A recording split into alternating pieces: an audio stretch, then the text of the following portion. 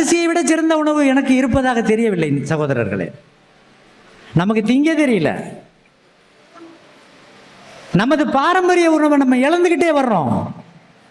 அரிசி திருவிழான்னு சொல்றோம்ல, அரிசியோட சேர்ந்ததெல்லாம் எங்க போச்சு? திருத்துறைப்பூண்டி நண்பர்கள் சொல்லுங்க, இங்க இருக்கிற மற்ற மாவட்டத்திலேருந்து வந்திருக்கு சொல்லுங்க. கருப்பு கலர்ல நம்ம ஒரு சின்ன பழத்தை சாப்பிட்டோம்ல, என்ன பழம் அது? கருப்பு கலர்ல ஒரு பழம், சின்ன பழம், ஈச்சம்பழம். அது எங்க போச்சு?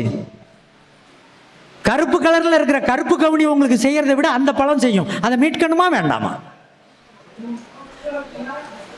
கருப்பு கலரில் இருக்கின்ற அனைத்தும் உங்களுக்கு இந்த ஆந்தோசைனின், பீட்டாசைனின், பீட்டலின்ஸ் சொல்லக்கூடிய அனைத்து ஊட்டச்சத்து நிறைந்தது பூரா பிளாக் இன் கலர்ஸ். கருப்பு, நாவப்பழ கலரு, சிகப்பு, இந்த மாதிரியான கலர் இருக்கிறது. என்னென்ன இருக்கு பாருங்க.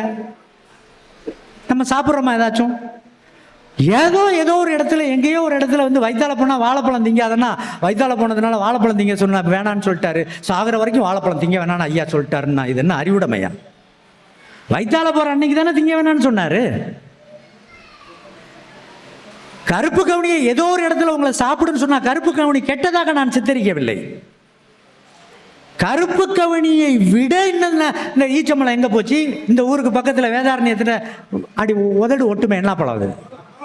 அது இருக்கா? அப்போ பாலப்பழம் நீங்கள் மட்டும் சாப்பிட்றீங்களா? எங்களுக்கெல்லாம் கிடைக்காம வாங்கி கொடுத்தீங்கன்னா பெரிய பிரசாதம் மாதிரி சாப்பிடுங்க.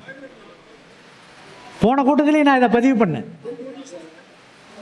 பாலப்பழம், பலாப்பழம் கிடையாது, சின்னோண்ட வேப்பம்பழம் மாதிரி இருக்கும், ஏக இனிப்பாக இருக்கும், சாப்பிட்டா உதடு ஒட்டும்.